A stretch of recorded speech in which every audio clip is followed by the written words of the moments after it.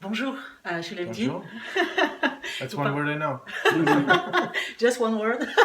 I'm learning. You have to stay more here so you can learn a lot. No, all I need to do is I need to take the French edition of my book and my English edition because I know everything that I wrote. So all I need to do is read the French edition of my book Yeah, and yeah. I'll learn French. Yeah, you will, and what a French you will learn because the French edition was really well made. The translation is very, very, very, very good. Well, I'm very glad you say that. I mean, I met the translator and we had many conversations over the phone, and I you know, as far as I could tell, she's just fantastic. Yeah, she is. But I can't read the French, so I can't really judge it. But everyone has told me that it's great, so I'm very pleased. Ok.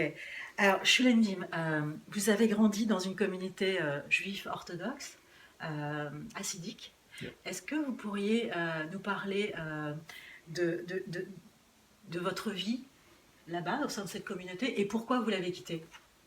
Well, you know, Donc c'est une question assez vaste et il faut préciser plusieurs choses pour commencer. Donc la communauté hassidique, c'est une branche de l'ultra-orthodoxie, qui est elle-même une branche de l'orthodoxie, qui rejette toute culture extérieure, qui vit selon un principe de séparation, ce qui n'est pas le cas de toutes les communautés juives orthodoxes. Certains font des études, regardent la télé, ont une éducation, deviennent docteurs ou avocats.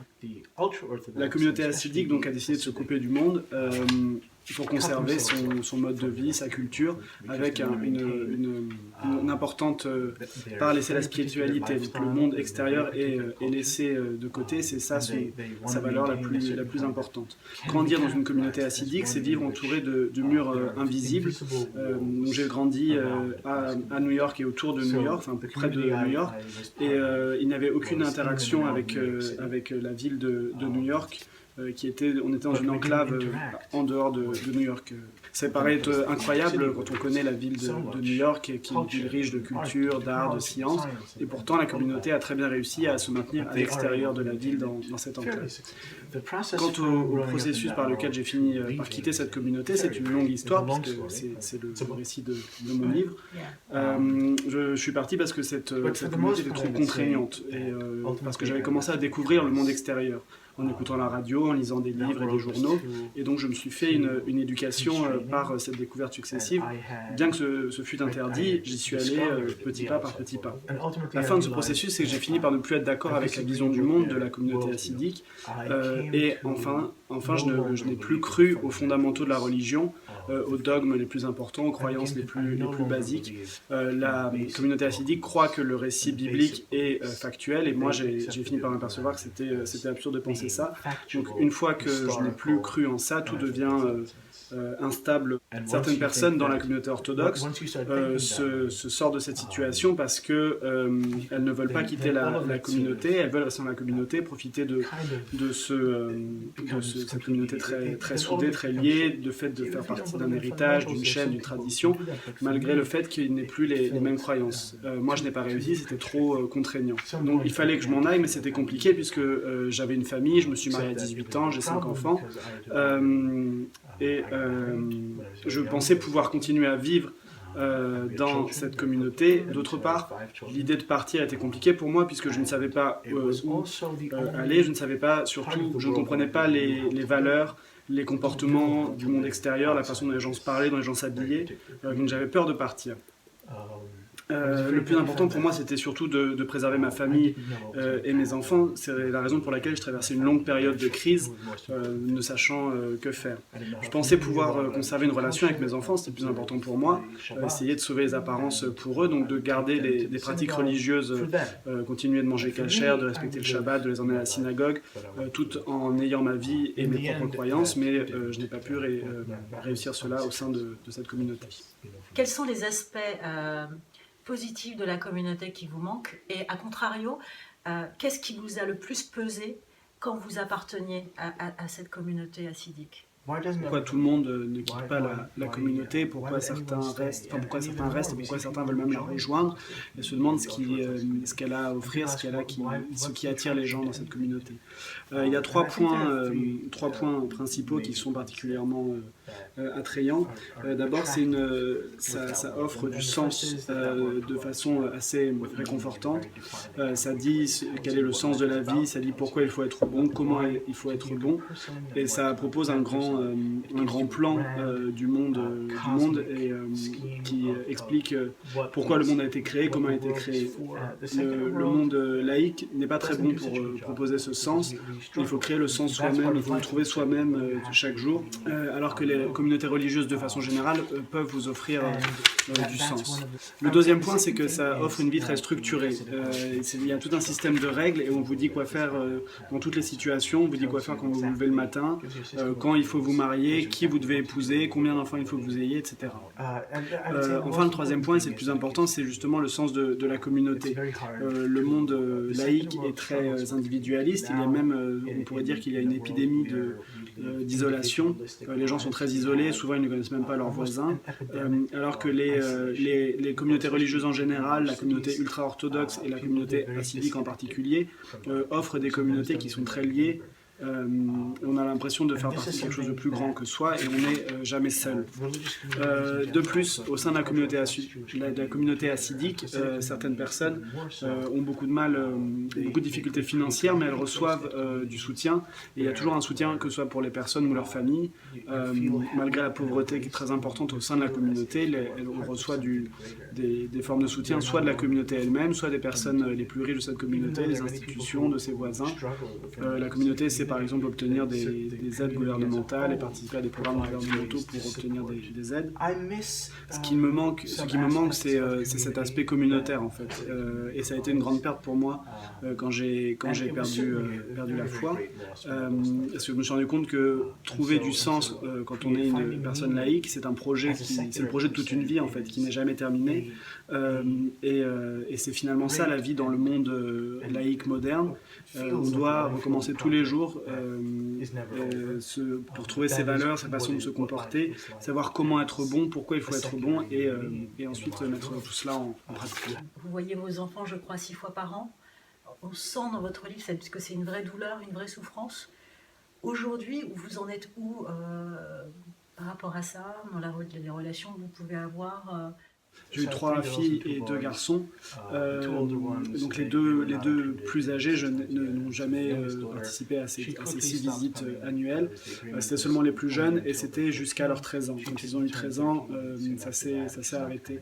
Donc tout ça remonte à plusieurs années. De toute façon, il n'y a jamais vraiment eu 6 visites par an, puisqu'ils trouvaient toujours des excuses. Mes garçons, j'ai dû les voir 4 fois par an. C'était pas vraiment une relation avec mes enfants, c'était plutôt une visite et j'étais devenu un étranger pour eux. Ils ne savaient pas vraiment comment se comporter avec moi, quel lien ils avaient réellement avec moi. Ça a été très douloureux, mais c'était il y a très longtemps. Quand mes filles se sont mariées, je n'ai pas été invité à leur mariage, donc je n'ai pas vu mes enfants jusqu'à la désintégration, la séparation de notre famille qui remonte au milieu de l'année 2008, et c'est ce que je raconte à la fin du livre.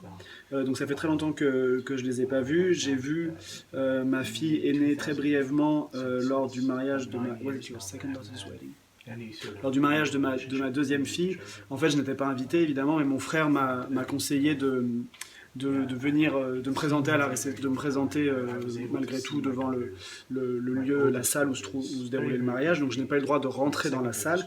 Mais ma fille aînée qui était mariée a envoyé son mari pour me passer un message et me dire qu'elle allait me retrouver à l'extérieur. Je n'avais pas vu depuis 8 ans. Nous avons pu parler pendant à peine 1 minute, puis un homme qui faisait partie de la communauté est sorti en criant que j'étais une mauvaise personne, qu'il fallait qu'elle s'en aille, qu'elle retourne à l'intérieur. Il lui a crié dessus et donc elle est devenue livide et elle est repartie en courant.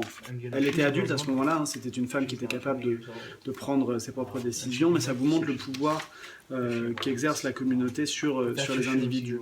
Il n'y a pas que les enfants qui ne peuvent pas prendre leurs propres décisions, les adultes n'ont pas le droit de décider par eux-mêmes car ils reçoivent une pression trop importante qui leur dit comment vivre, avec qui, les relations qu'ils peuvent avoir, à qui ils peuvent parler, etc. Ma deuxième fille est sortie 15 secondes, on s'est pris dans les bras pendant 15 secondes et c'était tout. Je lui ai donné une enveloppe qui contenait toutes les lettres que je lui avais envoyées au fil des ans mais qui m'étaient toutes revenues. Je lui ai donné un cadeau de mariage et c'est tout. Et tout ça, ça s'est passé il y a un an environ. Cela étant, c'est devenu plus facile.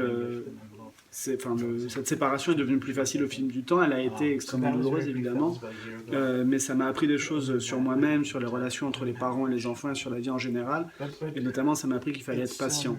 Les relations humaines sont dynamiques, les gens changent, et je suis certain qu'un jour je finirai par renouer le contact avec mes enfants, peut-être pas tous mes enfants, probablement certains d'entre eux sous une forme ou sous une autre, mais je sais que ce contact aura lieu, et je sais maintenant que je suis capable d'attendre que eux considèrent que ce sera le bon moment. Ça m'a pris du temps d'arriver à cette conclusion, de prendre de la distance par rapport à ça, mais je sais que je suis capable de les attendre. Vous en êtes où aujourd'hui par rapport à la religion et vous croyez en quoi aujourd'hui? Alors je ne suis plus du tout croyant, je suis quelqu'un de laïque, je n'ai pas d'orientation de pratique religieuse. J'ai encore quelques pratiques religieuses parce que ma petite amie est plus pratiquante que moi, elle n'est pas très pratiquante, mais elle respecte plusieurs pratiques, elle respecte le Shabbat, pas de façon forcément très stricte, mais elle aime aller à la synagogue le samedi matin, elle fait la cérémonie du Kiddush le vendredi soir, et nous essayons d'avoir un foyer kasher. Je poursuis ces pratiques parce que c'est ce qu'elle souhaite, mais autrement, je ne suis pas très pratiquant. Comment donner du sens, comment est-ce que je trouve du sens, comment je donne du sens à ma vie en ayant une éducation très religieuse et en étant passé dans un monde laïque? Je pense que le sens réside surtout dans la compassion, dans les relations humaines. Je pense que je crois beaucoup à la puissance des interactions avec les gens, que ce soit à long terme ou à court terme. Et pour moi, ce qui est important, c'est l'impact qu'on a sur les autres, l'impact positif qu'on peut avoir sur la vie des autres. Pour moi, c'est l'aspect le plus important quand on cherche à donner du sens à sa vie, comment se comporter avec les autres et comment être soi-même finalement. C'est quelque chose qui est un combat pour tout le monde, c'est difficile pour tout le monde, les gens passent beaucoup de temps à se demander, à se poser ces questions, savoir comment réussir tout ça, comment être complètement en paix avec soi-même. Je trouve de la joie dans la vie grâce à la littérature, la musique, mais le plus important pour moi, ça reste, comme je disais, ces interactions avec les autres et le fait d'avoir un impact sur la vie des autres.